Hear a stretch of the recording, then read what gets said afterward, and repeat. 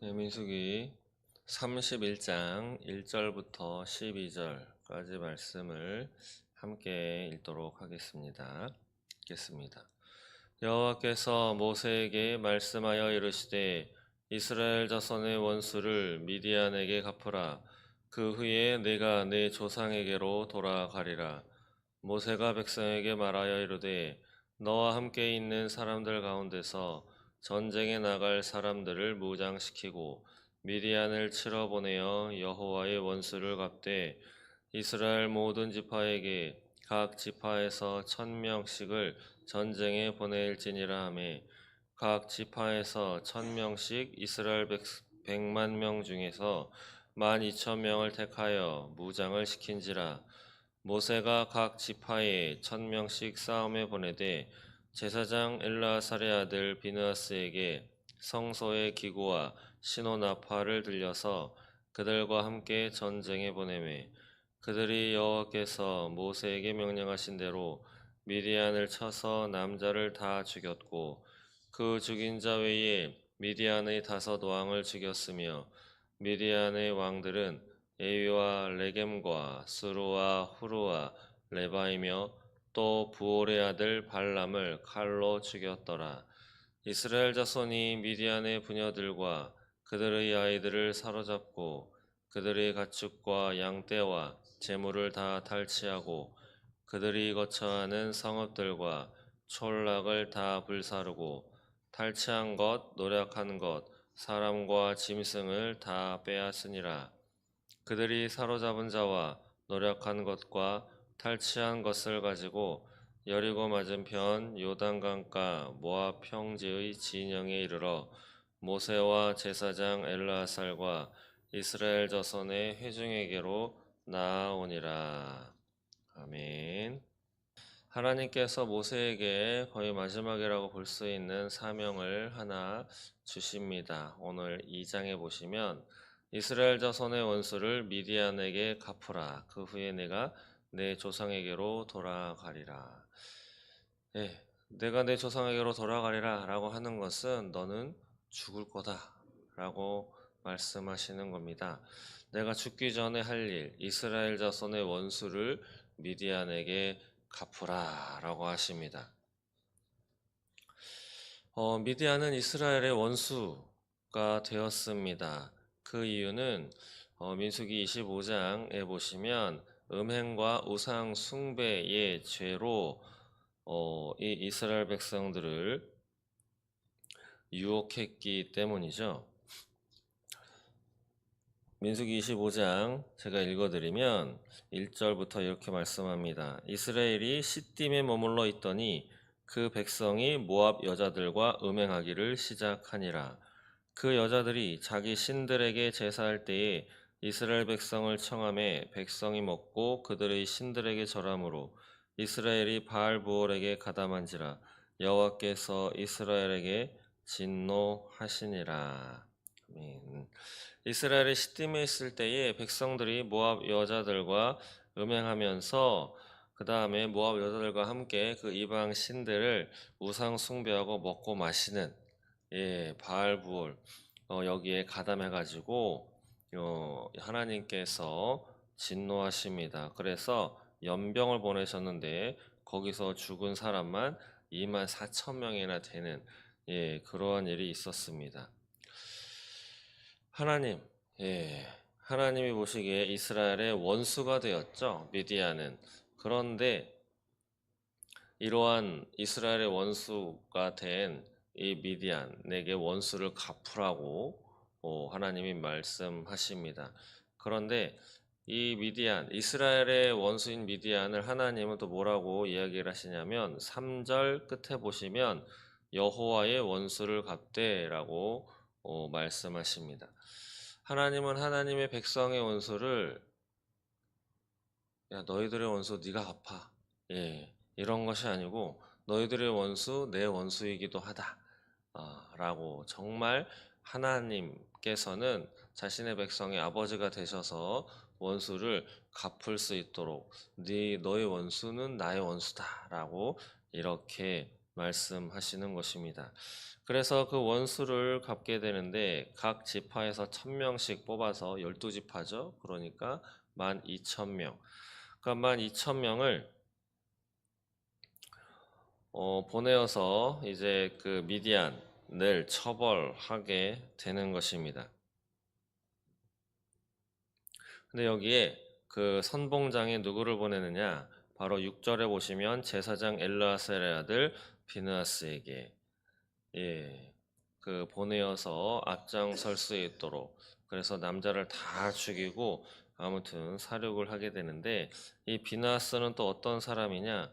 앞서서 모압 여자들과 음행할 때 연병이 퍼졌습니다. 그래가지고 하나님께서 진노를 하셨는데, 그렇게 이런 일 때문에 연병이 퍼진 이 상황에서도 어떤 레위인이 어느 여인을 데리고 천막으로 들어가서 이제 음행하려고 들어갑니다. 버젓이. 근데 이것을 본 비느하스가 창을 가지고 가가지고 그 두 사람을 찔러서 둘 다 죽이죠. 이것이 하나님 앞에 의롭다 칭함을 받아서 하나님이 비느하스에게 영원한 제사장의 그러한 직분을 내가 주겠노라라고 하나님으로부터 평화의 언약을 받았던 사람이 바로 이 비느하스입니다. 비느하스가 하나님 앞에 크게 쓰임을 받게 되는 거죠. 그리고 오늘 이 미디안을 처벌하러 가는 그 선봉장의 비느하스에게 이렇게 맡기게 되는 것입니다. 그래서 비느하스가 12,000명 되는, 말하자면 군사를 데리고 미디안을 칩니다. 7절 보시면 남자를 다 죽였고 라고 나오죠. 그러한데 8절에 그 죽인 자 외에 미디안의 5 왕을 죽였다라고 하면서 끝에 보시면 5 왕 외에 또 부올의 아들 발람을 칼로 죽였더라 라고 나옵니다. 부올의 아들 발람을 칼로 죽였다. 5 왕 외에 발람을 죽였는데, 발람도 그 미디안 안에 속해 있었던 것 같습니다. 근데 발람은 어떤 사람이냐? 바로 미디안이 이스라엘 백성들을 음행하도록 그 꾀를 내었던 사람이 바로 발람이죠. 원래 발락이라고 하는 사람이 하나님과 함께 하고 있는 이스라엘을 두려워해서 발람이라고 하는 그 점술가죠. 선지자라고도 불릴 수 있는 이방 점술가입니다. 이 발람을 불러서 이스라엘 백성들을 저주해라 라고 이렇게 이야기를 했는데, 그러한 발람이 처음에는 나는 저주할 수 없다, 나 하나님이 일러주시는 대로만 나는 예언할 뿐이다 라고 그렇게 얘기했습니다. 그래서 결국에는 하나님이 말씀하시는, 알려주시는 것만 예언하고 헤어졌는데, 마지막에 헤어지면서 이 발람이라고 하는 사람이 한 가지 이제 이스라엘 백성들을 망하게 할 수 있는 그 꾀를 발람에게 알려주죠.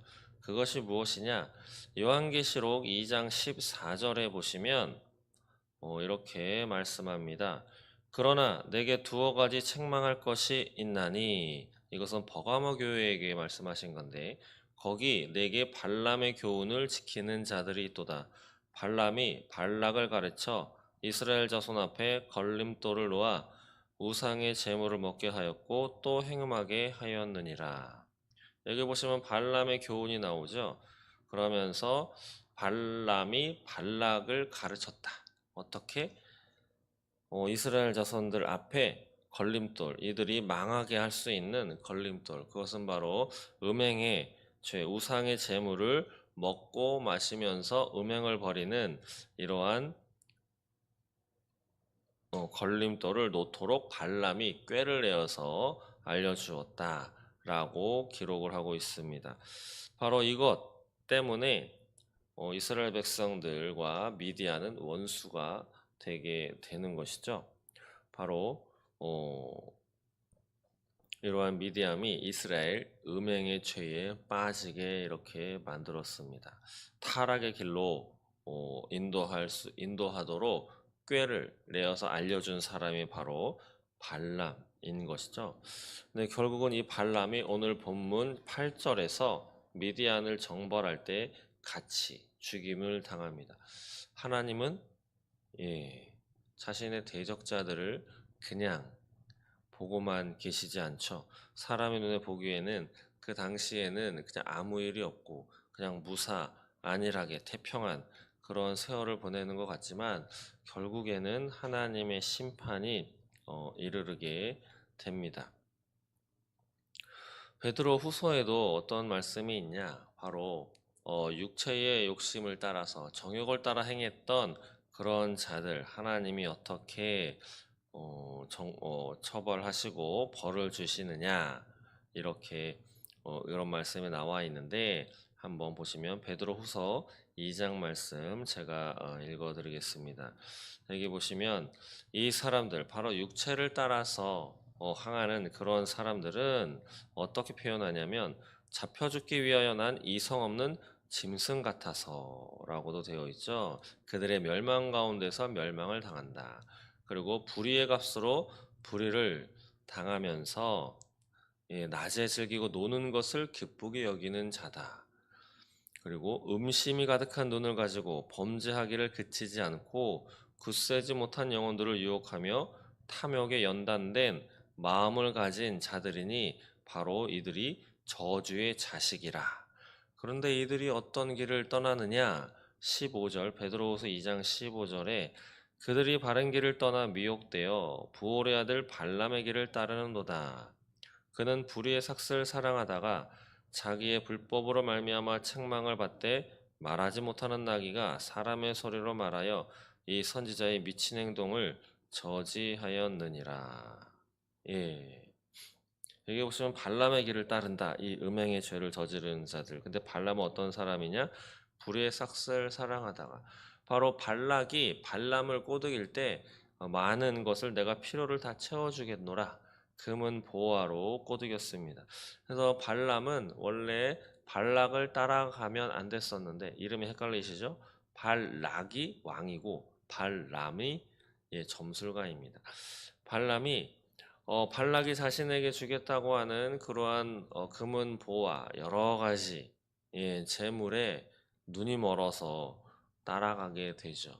그래서 거기에서 이제 하나님의 그 예언의 말씀대로 저주하지 않고 축복의 말씀만 전하고 헤어지지만 받아먹은 것이 있었기 때문인지 바로 그들에게 음행의 올무를 가르쳐 줍니다. 바로 이것, 음행의 죄악에 빠지게 만들었던 그 교활한 발람, 결국 하나님이 오늘 본문 8절에서 죽임을 당하게 되는 이러한 결과를 낳게 되는 거죠. 오늘 본문 말씀을 통해서 우리가 알아야 할 것은 하나님께서는 자신이 아끼시고 사랑하시는 그 백성들의 원수를 마치 자신의 원수인 양 생각하시고 그들을 치시는데 그것을 우리가 성경을 통해서 알 수 있는 것 가운데 또 한 가지는 이러한 것들이 세계 정세라든가 아니면 어떠한 사람의 잘못, 어떠한 사람의 오판, 이러한 어떠한 사람의 욕심 때문에 이러한 전쟁이 나고 그 중에 전쟁터에서 뭐 죽이고 이러한 것이기 때문에 그냥 전쟁통에 죽었다라고도 이렇게 보겠지만 성경을 통해서 우리가 알 수 있는 것은 전쟁에 대한 것도 또 어떠한 전염병, 질병에 대한 것도 거기에 잘 살펴보면 하나님의 심판이 개입되어 있다라고 하는 것을 우리는 알 수 있는 거죠. 미디안을 치는 그 전쟁통에 왕 다섯이 죽임을 당했고 많은 남자들이 다 죽음을 당했는데 그 안에 있었던 발람이 죽임을 당했다라고 하는 것이 뭐 그렇게 큰 일이겠습니까? 근데 오늘 본문에 보시면 다섯 왕들은 누구누구누구이며 또 부올의 아들 발람을 칼로 죽였더라라고 하는 말씀이 첨부되어 있습니다. 여기서 첨부됐다라고 하는 것은 성경에 누가 더해서 기록됐다라고 하는 것이 아니고 5명의 왕 이외에 또라고 하는 단어를 붙이면서 발람이 죽었다라고 하는 그러한 이야기를 하는 것이죠. 어쩌면 미디안을 정벌한 것, 이 이야기를 쓴 까닭은 그 안에 같이 있었던 발람을 하나님께서 원수로 여겨서 처벌하시는, 징벌하시는 그것 때문에 이 미디안의 이야기를 어쩌면 성경에 적어 놓으셨는지 모르겠습니다. 우리는 삶을 살아가면서 잘 바라보아야 합니다. 잘 캐치하고 인식해야 하는 거죠. 이것이 왜 일어났는가? 우리나라에도 얼마 전에도 산불이 일어났습니다. 많은 사람들이 또 목숨도 잃어버리고 상처도 있고 또 전 세계에 전쟁도 일어나고 있고 우리나라도 많이 이제 어려움이 있는 것이죠. 대통령 선거, 탄핵 사건, 뭐 이러저러한 뉴스를 보시고 신문을 보시고 인터넷을 찾아보시면 다 이유가 있습니다. 어떤 일을 했기 때문에 누가 어떻게 했다. 또 산불도 누가 무엇을 잘못했기 때문에 아니면 천재지변으로 어떻게 일어났다. 뭐 이렇게 사람들은 그것의 원인을 파악하고 다시는 일어나지 않도록 그런 대책을 세우고 하겠지만 그것을 또 다른 눈으로 성경의 눈으로 보면 하나님의 개입하심이 있는 것을 우리는 알 수 있습니다. 제가 간혹 예를 드는 것인데 메뚜기 떼가 일어나서 싹 지나갔다가 어느 날 또 갑자기 사라지는 것. 제가 다큐에서 본 것인데 옛날 것도 아니고 그런데 거기에서 그 원인을 아직까지도 밝혀내지 못했다라고 합니다. 메뚜기 떼가 지나가면 남아나는 게 없죠. 곡식이 그 푸르렀던 이제 추수만 해서 거두어서 그 앞으로의 1년을 먹고 살 수 있는 그 곡식이 들판에 쫙 있는데 어느 날 갑자기 메뚜기 떼가 등장을 해가지고 새카만 메뚜기 떼가 한 차례 싹 지나가니 들판에 있었던 예, 생겨나는 것도 알지 못할 뿐더러 왜 갑자기 또 사라졌는지 과학자들은 또 그 생물학자들인가 아무튼 그런 사람들 아무리 연구해도 그 원인을 발견하지 못했다라고 하는 것을 본 적이 있습니다. 그것도 하나님의 개입하심이 아닐까 싶습니다. 맞을 것입니다. 인간이 알지 못하는 그러한 것.